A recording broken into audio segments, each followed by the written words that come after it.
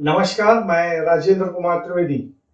जैसा कि आप सभी जानते हैं, आगामी विधानसभा चुनाव के मतदान महाराष्ट्र में 20 नवंबर 2024 को होने हैं। इस चुनाव प्रक्रिया व मतदान के दिन किसी भी तरह की कोई अप्रिय घटना न हो, किसी भी तरह के कोई लॉ एंड ऑर्डर के प्रॉब्लम्स निर्माण न हो, इसे ध्यान में रखते हुए महाराष्ट्र पुलिस व विशेषकर मुंबई पुलिस ने कई ठोस निर्णय लिए हैं, सुरक्षितता को ध्यान में रखते हुए। उन्हीं निर्णयों में से एक है मुंबई स्थित मुंबई एस्टेब्लिशमेंट में कार्यरत व मुंबई में रहने वाले वरिष्ठ अधिकारी डीसीपी टू डीजी स्तर के अधिकारियों की सुरक्षा के बारे में।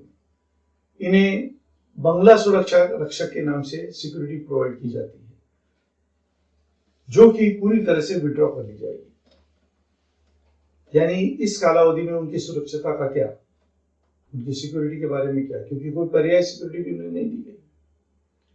वहीं मुंबई पुलिस ने कुछ दिनों पहले हल्फनामा पेश किया, एफिडेविट किया हुआ है कि मुंबई पुलिस में कार्यरत जितने भी आईपीएस अधिकारी या वरिष्ठ अधिकारी हैं, DCP and above, way sensitive cases से जुड़े हुए हैं, गंभीर अपराधों का जांच कर रहे हैं, जिसके चलते संभावित धोखे को ध्यान में रखते हुए उन्हें सिक्योरिटी प्रोवाइड की गई तथा उनके कुटुंबियों को भी सिक्योरिटी प्रोवाइड की गई।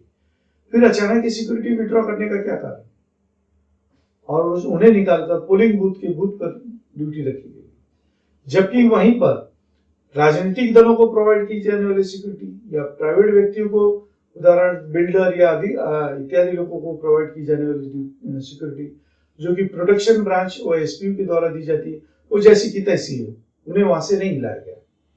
परंतु बंगला सुरक्षा रक्षक के नाम पे दी जाने वाली वरिष्ठ सिक्योरिटी पूरी कुछ 75% विड्रॉ कर ली गई है। जैसा कि आरटीआई के अंदर मिली जानकारी के अनुसार यह सिक्योरिटी, बंगला सुरक्षा रक्षक की जो सिक्योरिटी है, यह मुंबई के एलए ब्रांच के एलए 3 के कंपनी 2 से प्रोवाइड की जाती है और इनकी संख्या 294 के आसपास है। इन 294 संख्या के जो भी कांस्टेबल्स हैं सिक्योरिटी के लिए दिए जाते हैं, न तो इन्हें किसी तरह की ट्रेनिंग है, न कुछ इन्हें सिक्योरिटी के बारे में कोई नॉलेज है, फिर भी सिक्योरिटी के नाम पे दिए जाते हैं। और इस बंदोबस्त के दरमियान उसमें से साधारण 200 लोगों को विड्रॉ कर लिया गया। यह पहली बार नहीं है, इसके पहले भी गणपति बंदोबस्त, ईद बंदोबस्त, नवरात्र बंदोबस्त या कोई भी बड़े फंक्शन के टाइम पे, दिवाली बंदोबस्त, क्रिसमस बंदोबस्त, न्यू ईयर बंदोबस्त के समय ये विड्रॉ कर लिए जाते हैं। यदि ये विड्रॉ कर लिए जाते तो इन दिनों पर्यायी कोई व्यवस्था की जाती तो वो भी नहीं की जाती। तो क्या यह माना जाए कि जब भी मुंबई में कोई सेंसिटिव होता है, लॉ एंड ऑर्डर का कुछ प्रॉब्लम होता है, उन दिनों इन वरिष्ठों को किसी भी तरह का धोखा नहीं होता, और यदि होता है तो उन्हें उनकी सिक्योरिटी क्यों निकाल ली जाती है? जबकि इस बात से आप सभी वाकिफ हैं कि कुछ दिनों पहले जब बर्वे साहब जो रिटायर आजकल है, वो हमारे सीपी मुंबई रहते समय उन्होंने एक रिपोर्ट गवर्नमेंट को भेजी थी, जिसमें उन्होंने कहा था कि माननीय श्री देवेंद्र भारती जी मुंबई पुलिस के लोगों को और मुंबई के लिए रहवासियों के लिए धोखादायक हो सकते हैं, संभावित धोखे। और ऐसा व्यक्ति आज स्पेशल सीपी के पोस्ट पर है और हमारे वरिष्ठ पुलिस अधिकारियों की सिक्योरिटी निकाल ली गई है, यानी उन्हें खुले पर छोड़ दिया गया। तो उनके भविष्य का क्या, उनकी सिक्योरिटी का क्या? या फिर यह दी जा रही सिक्योरिटी न होकर कुछ और है?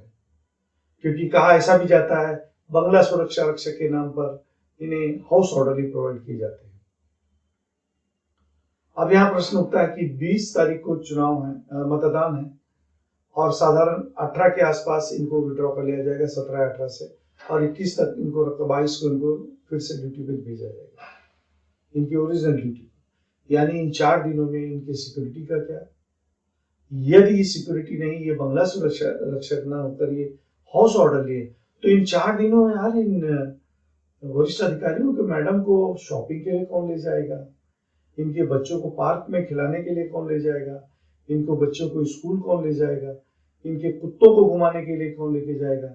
इनके लिए सब्जी मंडी से सस्ते दामों पे सब्जियां छीन कर कौन लाएगा? इनकी बूट पॉलिश कौन करेगा? इनके पट्टा पॉलिश कौन करेगा?